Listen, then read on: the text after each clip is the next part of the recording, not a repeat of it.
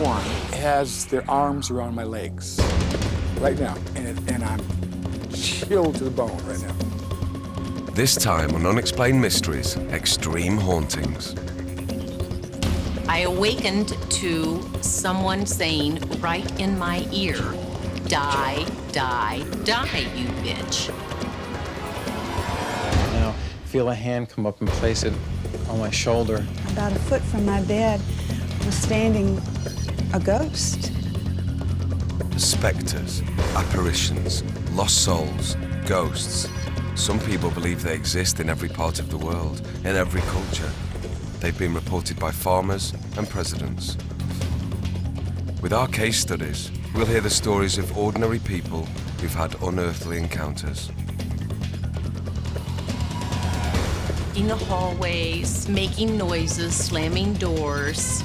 The real-life ghost hunter who claims to have battled an unruly apparition. Went down into the basement where John seemed to be emanating from, and I challenged him to scare me. The woman who tried to calm an uneasy spirit. And so I told her, I said, "Harriet, go to the light and be with your children." And she did. The psychic who claims to communicate with those who have crossed over. I was able to see the entity, and it was a very, very, very ugly being. And in an Unexplained Mysteries exclusive, we'll investigate the ghostly writings that could be a conduit to the afterlife. At first, the photographs frightened. You snap one of these things, and when you start asking questions, it starts answering. It's bigger than what anybody could ever imagine. And we'll give you our final analysis in our Unex report as we attempt to uncover the truth about ghosts on Unexplained Mysteries, Extreme Hauntings. They supposedly reside all over the world, in every conceivable environment, from medieval castles and ancient monasteries to ornate mansions and rustic farmhouses. It is believed ghosts are everywhere. With the advent of photography, images allegedly of these spectral apparitions began to appear. Some were crude hoaxes, others seemingly defied rational explanation. There's a lot of fraud in this, there's a lot of imagination, there's a lot of wishful thinking. But when you strip that all out, there's about 20% hardcore stuff that is exceedingly difficult to explain. But what do these ghostly images prove? That an afterlife exists? Or is it something else? When the apparition resembles somebody who used to live in the house, it seems to be evidence of survival. But there's another explanation, and that is that it's just energy recorded in the environment that gets played back by our brains, kind of acting like a needle on a phonograph.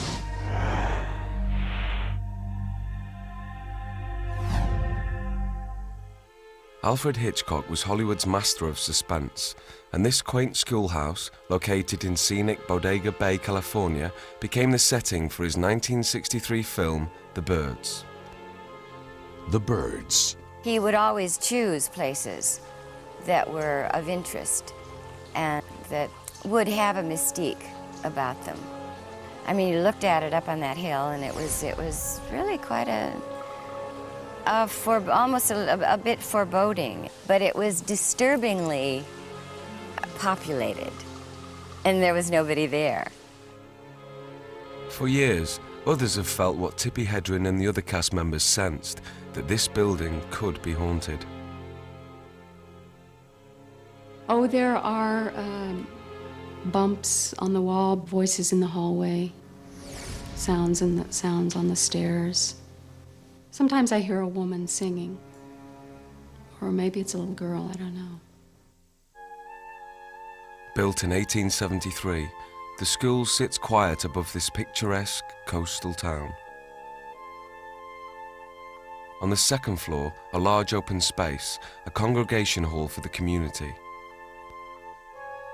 They used to hold plays upstairs, and they'd have dances and things like that, and then it kind of dwindled down. The school closed down, the students moved on. A playground stands empty. But there is something strange happening here. I was alone and was working at the typewriter. There was a slow rap on the kitchen door upstairs. And I stopped typing, and then I saw the doorknob turn. I heard kids playing in the schoolyard, and it didn't faze me at all because I'm a teacher and I'm so familiar with that sound. And of course, I knew that there were no children here and hadn't been for a long time.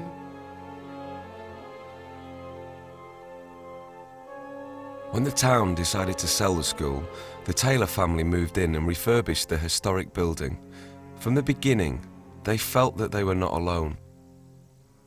When I was 12, I was sat on scaffolding 5 tiers high and actually painted under the eaves of the building. And from the very beginning, it was very spooky. After we were here at night, we began to hear sounds and steps and things that were all friendly. I did see an apparition a few years ago, a little girl. And she actually spoke to me. She said, "Hi!" And the whole room echoed with the sound of her voice. Leah embraced the friendly spirits, and when her parents moved out, she stayed behind with her husband and her young son. Tourists continue to visit the former movie site. One visitor claims to have come face to face with a ghost, prompting a call to Christopher Chacon and his team of paranormal investigators. When we received a phone call from a family of 3 in Washington. They had apparently been vacationing in the area. Their teenage daughter came over to take some photos of the house, and as she was taking the photos, she stated that she saw a young lady standing at the top of these stairs. She told the young girl to move, and the young girl came down the stairs and walked right toward her. And at that point, she apparently just evaporated. Chacon runs the Office of Scientific Investigation and Research, or OSIR. They travel the world investigating unexplained phenomena. They arrived with a variety of sophisticated monitoring equipment. They swept the home for traces of supernatural activity. We also were able to document a variety of anomalous cold spots also along the wall, which was west of the main living room. The investigation led to the cavernous second-story room. Leah recalls a chilling encounter. There was a child's rocker right about here and also a plastic beach ball, small plastic beach ball, and the child's rocker began to rock back and forth. And then the beach ball began to roll. This room became the focus of the investigation. And with the cameras rolling, something strange occurs. A lamp, too high for human hands to reach, swings by itself, and the next morning, a message, written on the outside of a window that has been painted shut for years. After people live here for a while and they leave, what it creates is an impression in the environment. And it's sort of like a loop, a videotape loop, playing back over and over again. I think it's a residual energy of some kind. How that energy is maintained, I am a physicist, but that physics doesn't have any explanation for that. Leah and her family are convinced that they share a house with otherworldly entities, but they aren't afraid. They believe these spirits have returned to haunt the place where they were happiest. What happens when humans and spirits cross paths? Next up, we'll show you some shocking encounters. On a 1 to 10 scale, it's a 10. The activity is monumental. Ghostly confrontation goes horribly wrong. I called him a coward and told him the only people he could scare were women and children. She grabs her chest like this, and she can't breathe. A psychic uncovers a mystery. There's a lot of death around here. Spirits who seemingly communicate through pictures. I was a little curious, and I said, well, can you take a picture? And we'd ask him if he was a good ghost or a bad ghost. He answered friend. Physically, I don't know how they could do that. And we'll give you our ultimate update with the Unex report. Stay tuned for more on Unexplained Mysteries.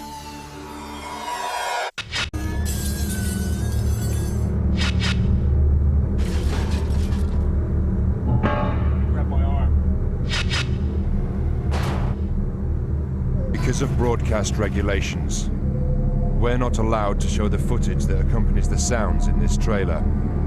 To judge the video evidence for yourself, watch Ghosts on Tape, Christmas Day and Boxing Day from 9 on Bravo. When you play it back, you can hear the dead. Messages, warnings, threats. I don't contact the dead contact me. White noise.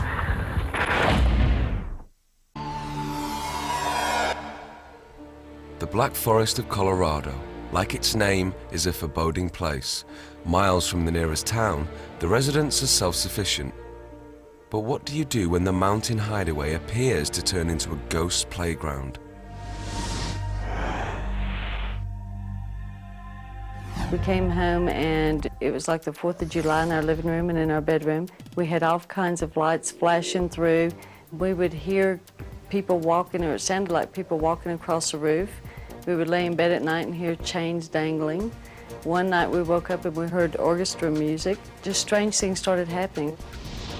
Among the unexplained incidents were photographs taken by Steve and Beth Lee. I thought it was a light leak, camera messing up. So that's when I changed cameras and started taking a lot more pictures. I took a picture right over against my wall, and when we got it back, it had some fog in it with an image it looked like of a face. I'm getting the same image in the fog outside the house, and in front of the house and back, no matter where I take it. The Lees were curious, but not really afraid. All they wanted to know was what was happening in their home. The couple call a paranormal investigation team and psychic Echo Bodine to look for answers. Echo claims that an unseen entity is trying to contact her. I became aware of several voices over here, and so I turned around, and there's a male spirit standing right there, right there.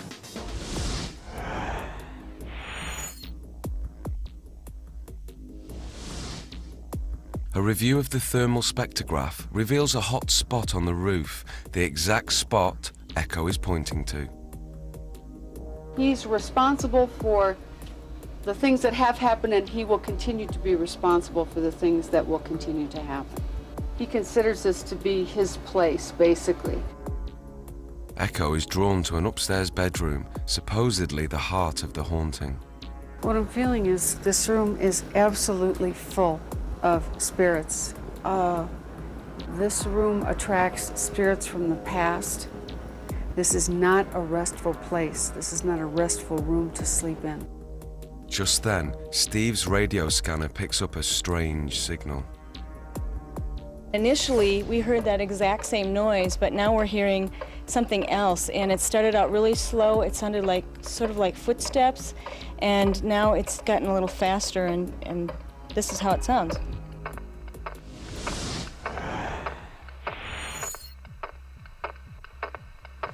Is this the sound of a spirit trying to communicate?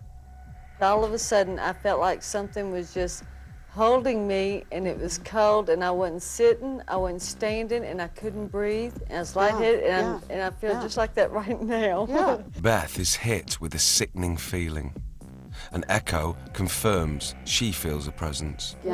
It's getting bigger again. Unbelievable. I have got to move for just a second. It's really strong. I've just got to get away from here.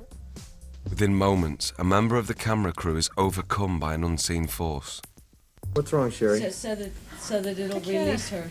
I can't explain my arms. My arms feel... It's going inside of her, is what Echo said. It's in my chest, my chest, my arms, my legs. Echo told her to keep saying, clear me now. Keep talking. Come on. I'm clear. Let's get the beta-can going. Okay. All right. It's okay, Sherry, Sherry, don't panic. It's just what they want you to do. Stay calm. Stay calm. I want to go away. It's okay, it's okay.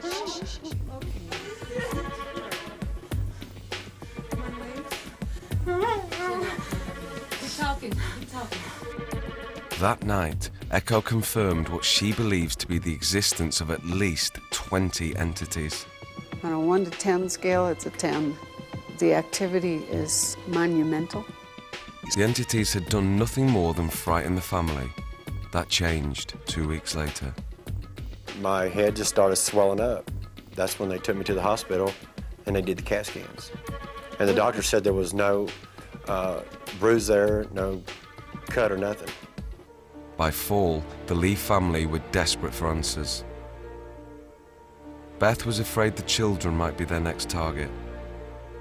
When I was watching TV, TV kept going on and off, and They contacted psychic Peter James.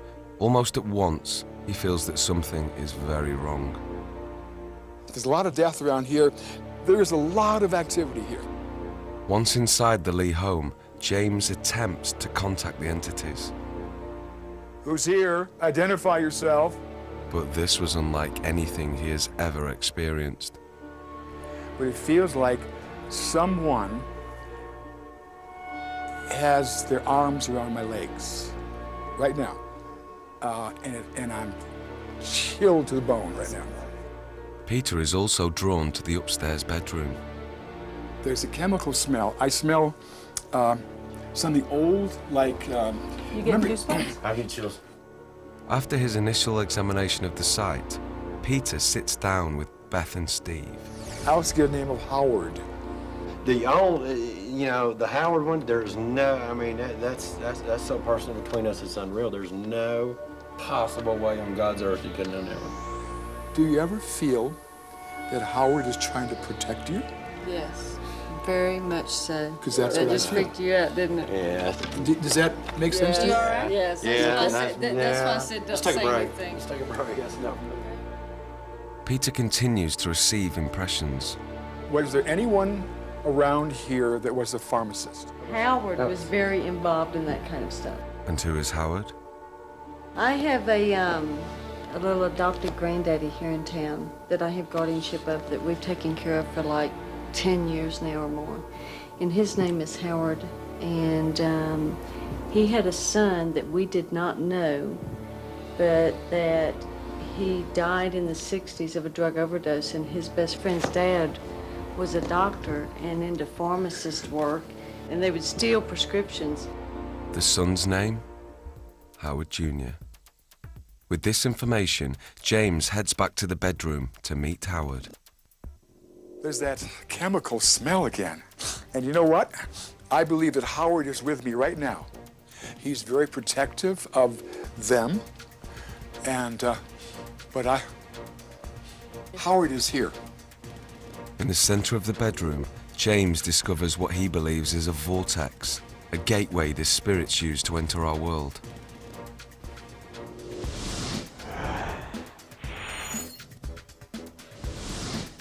This is the exact spot where the thermal camera detected a hot spot on the ceiling. Could this be a portal to another dimension? James senses that Howard Jr. guards this vortex, protecting the Lees from the hostile spirits. But James senses the real secret. Howard was murdered. And this is what I really feel why he's here and why he's trying to convey this message to me now. Peter's accuracy stuns the young couple. I mean, there's things that there's no way he could have known. I mean, there's just no way on God's earth he could have known. I guess I have to believe now. In Leroy, Illinois, there is a house built in 1862. It has been a home to many families. But when the Johnson family moved into the old mansion, they had the strange feeling that someone was still there. I would be coming downstairs in the middle of the night, and I saw a silhouette sitting in the den, and I see the long, straggly hair. I could tell she was an old woman. I couldn't tell any distinct features. It was just shock to see someone sitting in your den in the middle of the night. While investigating the history of the house, a former owner revealed a startling story. There was a family that lived in the house. They had 4 boys, and the youngest boy had to sleep with a pup tent over his bed because he said that the old lady kept bothering him at night. Kathy Johnson made a trip to the local Hall of Records, where she discovered that her house had been built by Robert and Harriet Dickerson. In 1913, Harriet died at the age of 85. But could Harriet's ghost still be here? We came to find out through investigating that Harriet had 11 children. And we believe that Harriet was a motherly type person and that she was always watching out for the children. Convinced that somehow the spirit of Harriet was trapped in the house, Kathy calls paranormal investigator Rob Conover for help. We all loved Harriet, and I loved her enough that I felt like Harriet deserved to go to the light. On his initial visit, Conover sets up a video camera in an upstairs bedroom in an attempt to capture the image of Harriet on tape.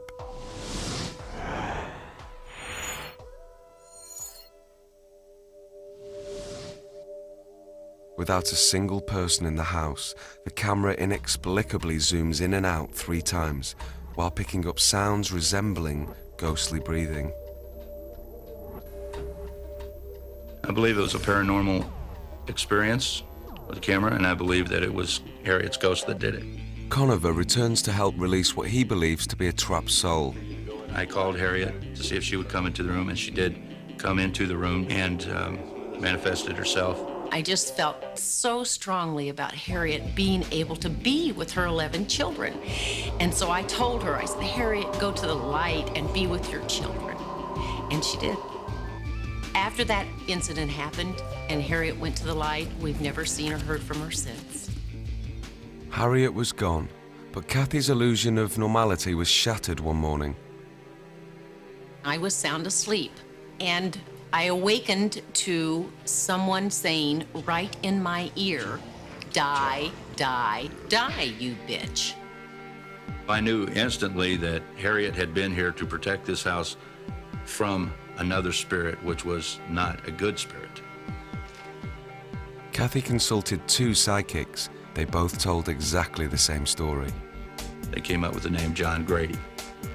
And through the psychics, they learned that he had been a boarder in the house, and that he was an alcoholic, a woman beater, and had been killed while trying to strangle a woman.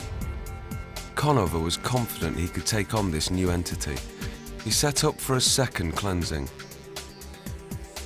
And you're going to leave this house before I do. I went down into the basement where John seemed to be emanating from, and I challenged him to scare me or to show me something. And I called him a coward and told him the only people he could scare were women and children. But John Grady was more powerful than Conover had ever imagined, and renowned psychic Jorian Defray was called in to help.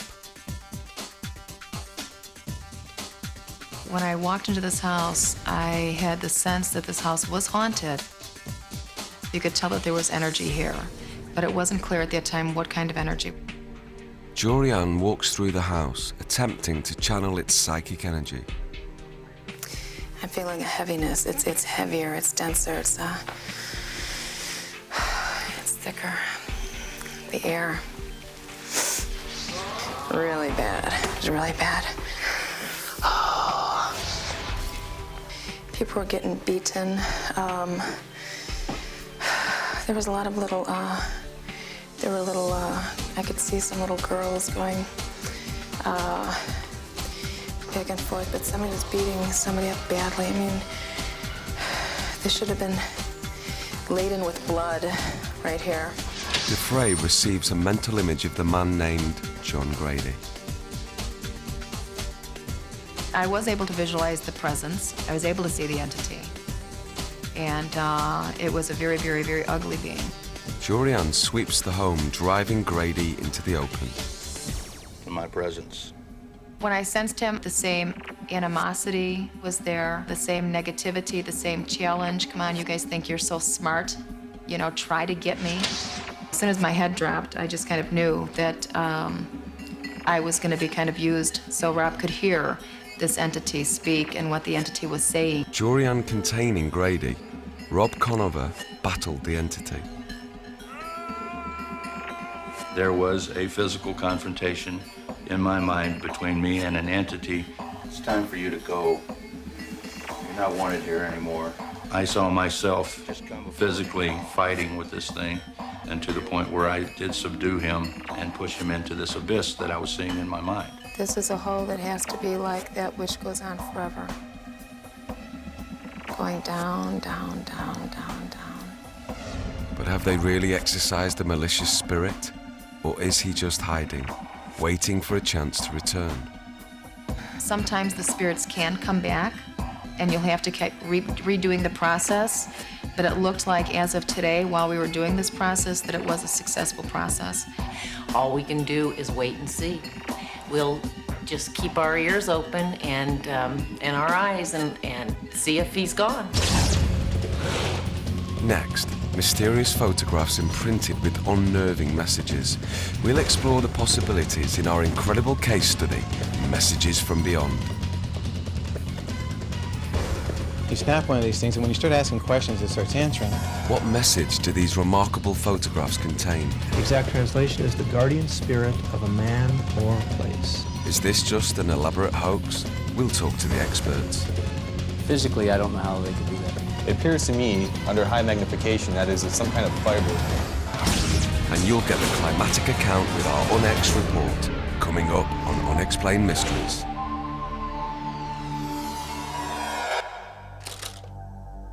For years, scholars and clerics have debated the existence of an afterlife.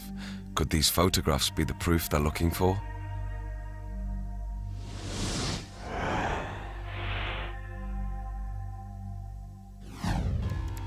At first, the photographs frightened me. You snap one of these things, and when you start asking questions, it starts answering. I don't know how to explain how bizarre that feels.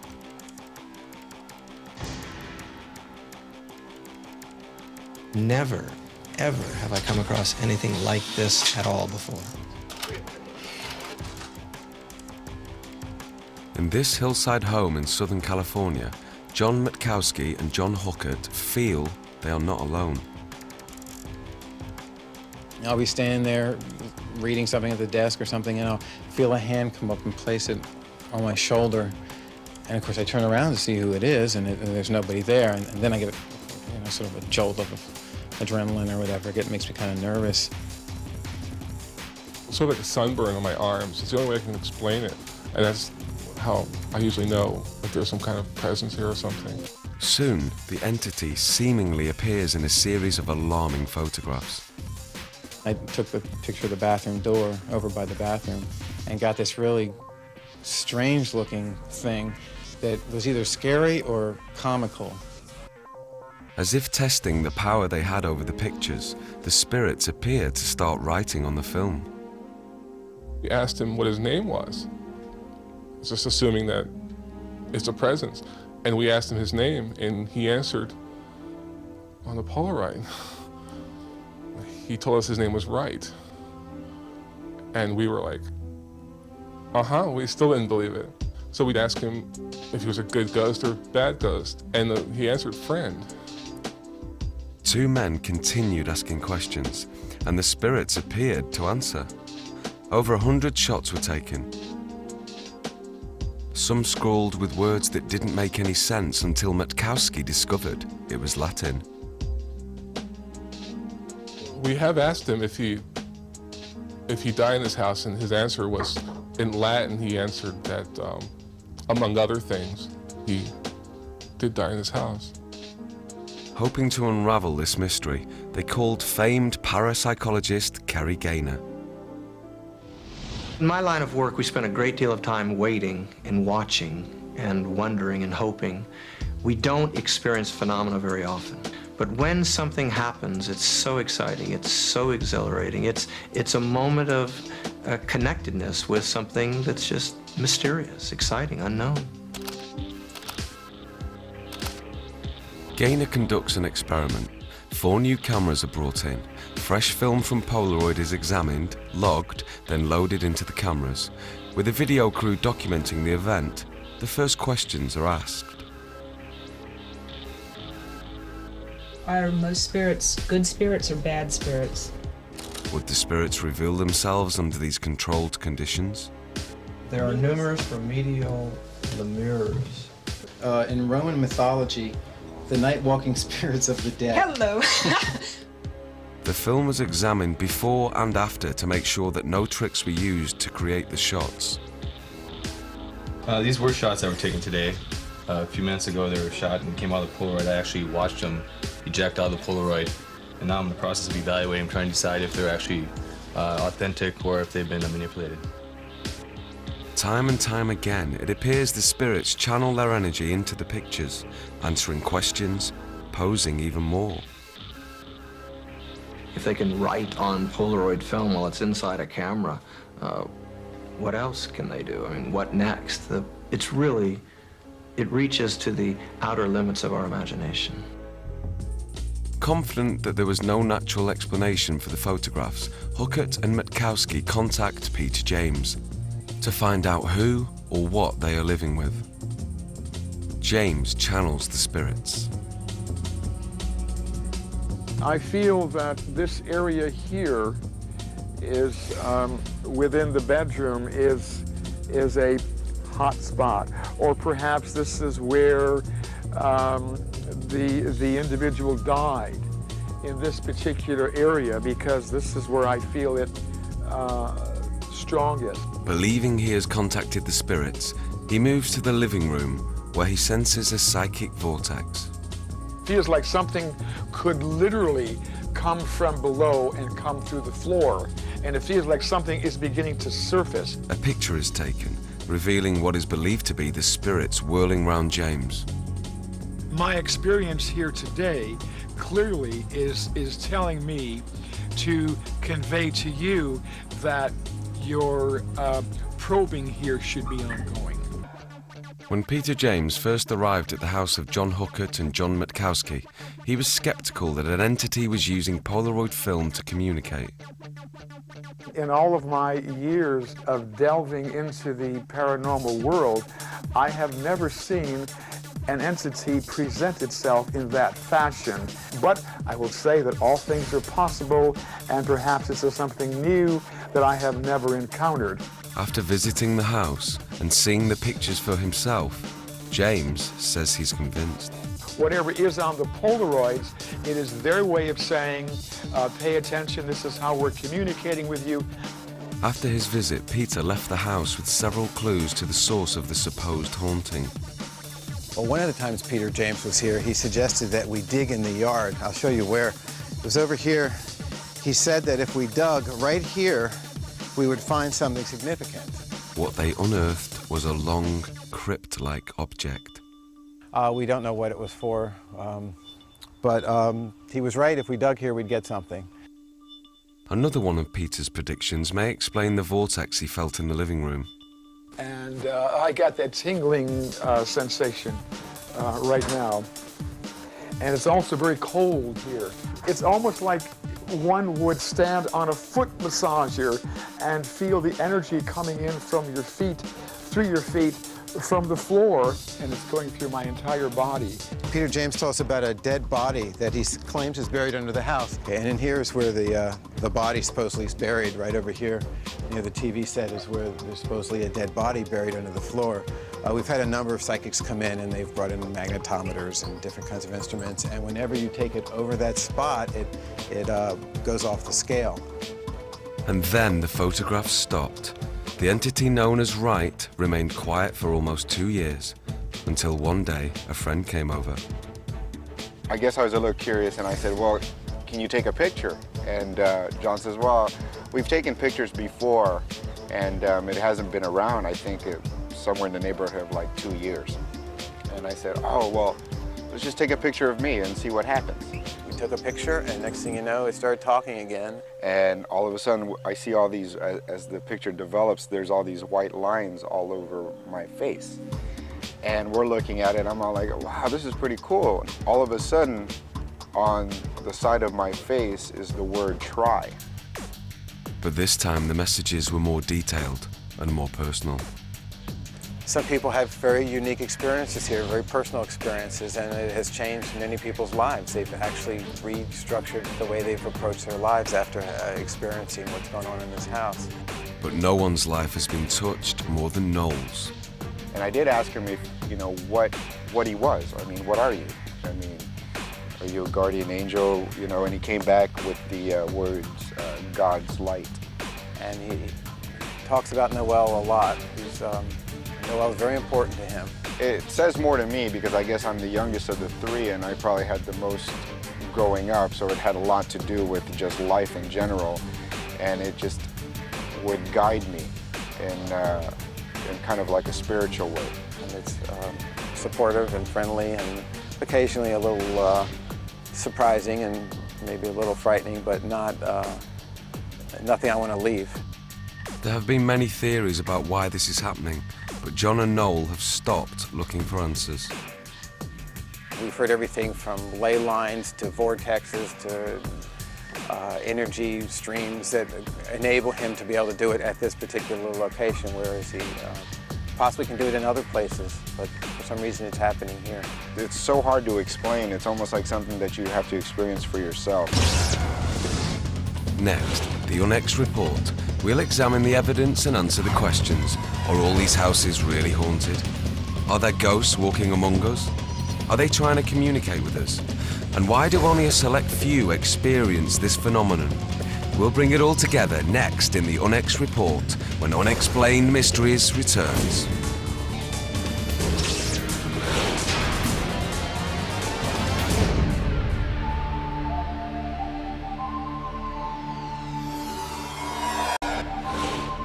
Now for the Unex report. The modern scientific mind has always dismissed the existence of ghosts and spirits, even when faced with the evidence. There's a lot of fraud in this, there's a lot of imagination, there's a lot of wishful thinking. There will always be skeptics. There will always be those who refuse to believe. But there are some things that science cannot define. I am a physicist, but physics doesn't have any explanation for that. For those who have experienced that cold chill or seen that figure out of the corner of their eye, ghosts are a very real phenomenon. I saw the silhouette of somebody walk in my room. I've seen this old man standing over near the couch, and then when you look and blink, it's not there anymore. And she actually spoke to me. She said, "Hi!" We've heard from the experts who have dedicated their lives to studying these supposed haunted sites. I believe it was a paranormal experience with the camera, and I believe that it was Harriet's ghost that did it. We've analyzed the photographs. So it's certainly possible the film can capture an image that cannot be seen by the human eye. We've seen what is claimed to be the ghost writing happen before our eyes. I've always thought of what Wright does is sort of like a lighthouse that's sweeping by, and if you get caught in that moment when the beam sweeps by you, then you catch something on film. It's made me a better parent, that's for sure. Made me a better friend. The potential here is really unlimited. And spoken to a psychic who claims to have felt the cold embrace of a ghost. Someone has their arms around my legs right now, and I'm chilled to the bone right now. Whether you believe that these extreme hauntings are caused by spirits wandering among us, or if they are traumatic events psychically recorded in the environment, something is happening that defies rationality. What it is exactly remains an unexplained mystery.